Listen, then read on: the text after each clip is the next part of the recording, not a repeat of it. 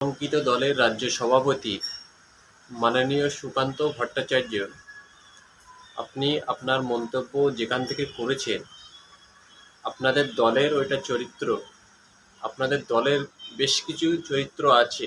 হোটেলে গিয়ে সাবান মাখা, বারে গিয়ে সাবান মাখা। আপনাদের এই কলঙ্কিত দলের এই কলঙ্কিত মন্তব্য, এটা অনাশাসিত নয়, এটা প্রত্যাশা মতোই আপনারা করবেন, এটা আমাদের জানা আছে। কেননা আপনাদের চরিত্রের সঙ্গে আপনাদের মন্তব্যের মিল থাকবে।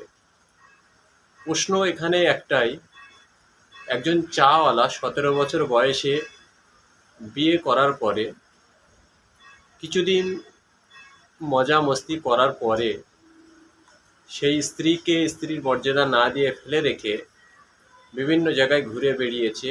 না জানি আপনার কথা মতো অনুযায়ী এর পিছনে কি কারণ আছে বা অন্য কোনো মজার সন্ধান আছে কিনা। একজন চাওয়ালা সে দেশের আইনকে উল্লঙ্ঘন করে নাবালিকা মেয়েকে বিয়ে করতে পারে, সেটাও আপনার দলের চরিত্র। একজন আপনি শিক্ষিত মানুষ, সজ্জন মানুষ ছিলেন, কিন্তু গোয়াল ঘরের মুদ খাওয়ার পর থেকে আপনার চরিত্র যে এরকম অন্যদের মতো নিচেই নেমে গেছে, সেটা আপনার বক্তব্য থেকেই জানলাম। অতএব আপনারা এই সমস্ত মন্তব্য করবেন, কলঙ্কিত করবেন, এটা আপনাদের দলের জন্য শোভা পায়, অন্য কোনো দলের জন্য এটা শোভা পায় না।